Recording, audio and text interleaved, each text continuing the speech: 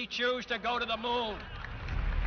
We choose to go to the moon in this decade and do the other things, not because they are easy, but because they are hard. Because that goal will serve to organize and measure the best of our energies and skills. Because that challenge is one that we're willing to accept, one we are unwilling to postpone, and one we intend to win, and the others too.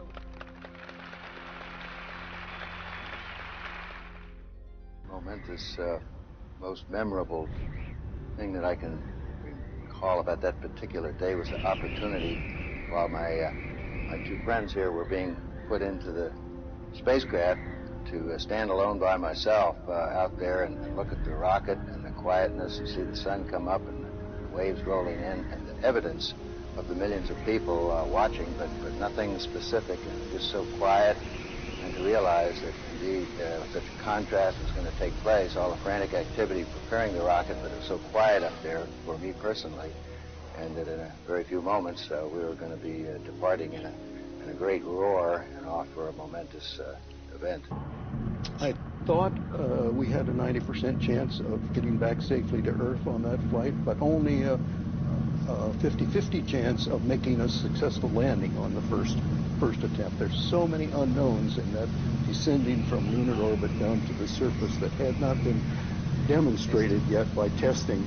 It's a risk-reward equation, and you're able to accept a level of risk so long as it's commensurate with the reward that you will get by achieving the goal that you're after. T-minus 1 minute, 35 seconds on the Apollo mission, the flight to land of the first men on the moon. All indications coming in to the control center at this time indicate we are go. 1 minute, 25 seconds and counting. Our status board indicates the third stage completely pressurized. 80-second mark has now been passed. We'll go on full internal power at the 50-second mark in the countdown. Guidance system goes on internal at 17 seconds, leading up to the ignition sequence at 8.9 seconds. We're approaching the 60-second mark on the Apollo 11 mission. 12, 11, 10, 9. Ignition sequence start. 6, 5, 4, 3, 2, 1, 0. All engine running. Liftoff. We have a liftoff. 32 minutes past the hour. Liftoff on Apollo 11. Tower clear. We got a roll program. Neil Armstrong reporting the roll and pitch program, which puts Apollo 11 on proper heading. Downrange 1 mile, altitude 4 miles now. Velocity 2,195 feet per second. 11 Houston, thrust is go. All engines, you're looking good. Houston, you are go for staging.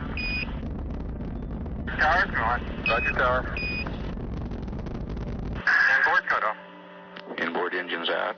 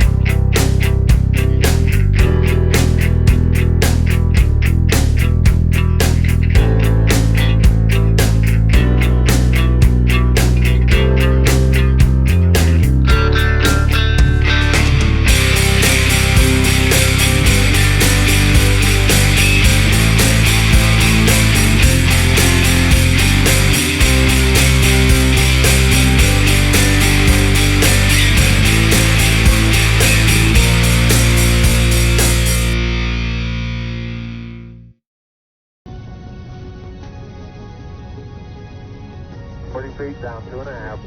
Picking up some dust. 30 feet, 2.5 down. Break shadow. 4 forward. 4 forward, drifting to the right a little. Down 1/2. 30 seconds forward. Contact light. Okay, engine stop. ATA at a descent. Mode control both auto, descent engine command override off. Engine arm off. 413 is in. We copy you down, Eagle. Houston, Tranquility Base here. The Eagle has landed. Roger, Tranquility. We copy you on the ground. You got a bunch of guys about to turn blue. We're breathing again. Thanks a lot. The surface appears to be very, very fine-grained as you get close to it. It's almost like a powder. Ground mass is very fine.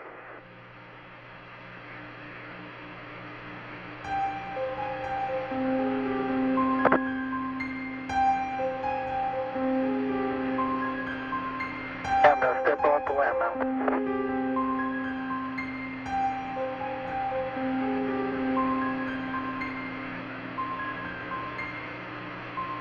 That's one small step for man, one giant leap for mankind.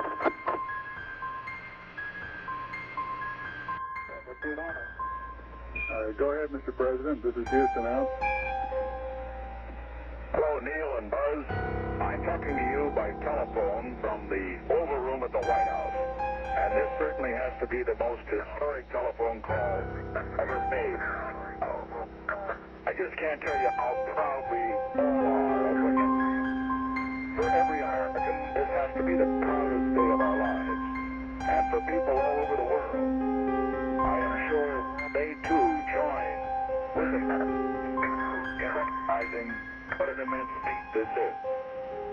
Because of what you have done, the heavens have become a part of man's world.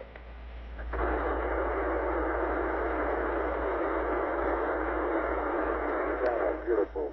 26, 36 feet per second up. 5 6 over.